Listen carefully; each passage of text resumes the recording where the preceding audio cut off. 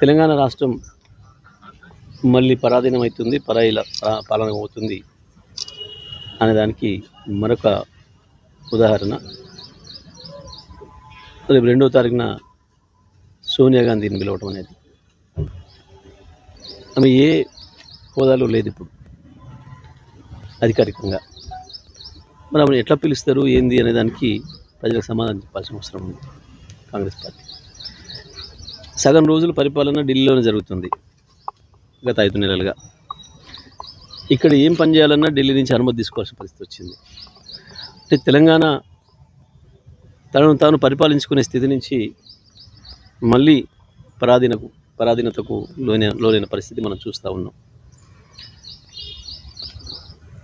రాష్ట్ర హక్కులకు సంబంధించి కూడా, నదీ జలాలకు సంబంధించి కూడా ఒకవైపు కృష్ణను తీసుకుపోయి కేంద్రానికి అప్పజెప్పే ప్రయత్నం, గోదావరిని కావేరికి తరలించే కుట్ర, ఇవన్నీ చూస్తుంటే తెలంగాణ ప్రజలకి మరొక ఉద్యమం తప్పదు అనే ఆలోచనకి రావాల్సిన పరిస్థితి వచ్చింది.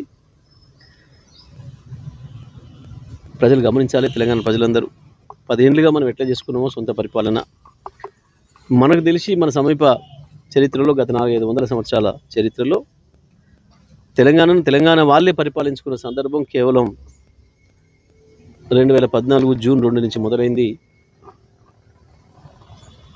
అది 2023 మళ్ళీ దురదృష్టవశాత్తు ఢిల్లీ అనుమతుల కొరకు, ఢిల్లీ పెత్తనం మీద ఆధారపడి బతకాల్సిన పరిస్థితి వచ్చింది. ఇది రాష్ట్ర ప్రజలందరూ కూడా గమనించాలి. ఇక రాజకీయాల విషయానికి వస్తే ఏ రకంగా ఒకటొకటి ఎగ్గొడుతూ ఇచ్చిన హామీలని దొంగలో దొక్కి మోసం చేస్తున్నదో కాంగ్రెస్ పార్టీ స్పష్టంగా మనకు అర్థమవుతుంది, మీకు అందరికీ కూడా అర్థమవుతుంది. ఇప్పటికే బోనస్ అనేది బోగస్ అయిపోయింది. ₹1 కూడా రైతాంగానికి బోనస్ రూపంలో ఇవ్వము అని చెప్పి సాఫ్గా రాష్ట్ర ప్రభుత్వం చెప్పింది. అదే క్యాబినెట్లో తీర్మానం చేసినామని చెప్పి దాంట్లో ఉన్న మంత్రులే మళ్ళీ ఇవాళ నోటుకు వచ్చినట్టు అబద్ధాలు మాట్లాడుతున్నారు. పైగా నిన్న మనం చూసినాం, కొత్త లేకపోతే పోయినాయి, కనీసం కేసీఆర్ ఇచ్చిన సక్రమంగా ఇస్తే చాలని చెప్పి ప్రజల్ని ఆ భావనకు వచ్చే పరిస్థితుల్లో పరిపాలన చేస్తున్నారు వీళ్ళు. విద్యుత్ విషయంలో ఉప ముఖ్యమంత్రి ఎంత బుకాయించినా బట్టి గారు, నిన్న మనం వరుస సంఘటనలు చూస్తూ ఉన్నాం. అది మేము చేసిన ఆరోపణలు కావు, బీఆర్ఎస్ బీజేపీ మేము చేసిన ఆరోపణలు కావు. స్వతంత్ర మీడియా, ఇండియన్ ఎక్స్ప్రెస్ లాంటివి వాళ్ళ పేపర్లలో వచ్చినాయి. ఏంది, ప్రభుత్వ ఆసుపత్రుల్లో సెల్ ఫోన్ లైట్ వెలుగులో సర్జరీలు చేయాల్సిన పరిస్థితి ఈ రాష్ట్రంలో. ఎంత దురదృష్టం. కేసీఆర్ 9 సంవత్సరాలు ఇచ్చి చూపించిండు కదా, 9 సంవత్సరాలు వరుసగా నడిపిన దాన్ని నడపలేని పరిస్థితి ఉంది ఇవాళ. మీరు అంటే మీ పరిపాలన ఎంత అపరిపక్వంగా ఉందో స్పష్టంగా కనబడుతుంది, లేదా నిర్లక్ష్యాన్ని తెలియజేస్తూ ఉంది. ఒకవైపు పాఠశాలలు, గురుకుల పాఠశాలల్లో పిల్లలు ఈ దేశంలో ఎక్కడ లేని పద్ధతుల్లో అద్భుతమైన మెనూ ఏర్పాటు చేసి ఏ రోజు ఏం పెట్టాలి పిల్లలకి అనేది కూడా ఏర్పాటు చేసి మేము నడిపి చూపించినాం మీకు. ఇవాళ దాంట్లో కూడా పాపం విషాహారం ఇచ్చి పసిపిల్లలను చంపుతున్నారు, వందలాది మందిని ఆసుపత్రులు పాలు చేసి అనారోగ్యం పాలు చేస్తున్నారు.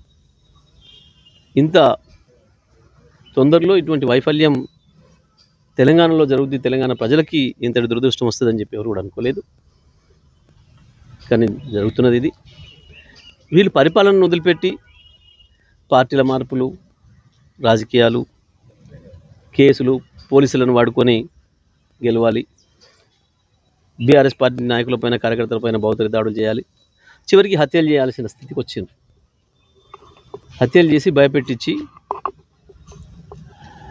నడుపుకుందాం ప్రభుత్వం అన్న స్థితికి వచ్చింది కాంగ్రెస్ పార్టీ దిగజారి. రాష్ట్ర ప్రజలు అందరూ కూడా గమనిస్తున్నారు. మా పార్టీ నుంచి పోతారు, మా పార్టీకి వస్తారు అని చెప్పి ఎవరు మాట్లాడినా, కిషన్ రెడ్డి మాట్లాడినా, మహేష్ రెడ్డి మాట్లాడినా, వెంకరెడ్డి మాట్లాడినా, ప్రజలు మాత్రం ఎటువైపు పోవాలని అటే పోతున్నారు. ప్రజలు కేసీఆర్ వైపే చూస్తున్నారు. మీరు ఆశలు పెట్టో, భయపెట్టో, బలవంతం పెట్టో, దౌర్జన్యంగానో ఏం చేసినా సరే తెలంగాణ ప్రజానీకానికి తిరుగుబాటు చేయడం అనేది మొదటి నుంచి ఉన్న లక్షణం. తప్పకుండా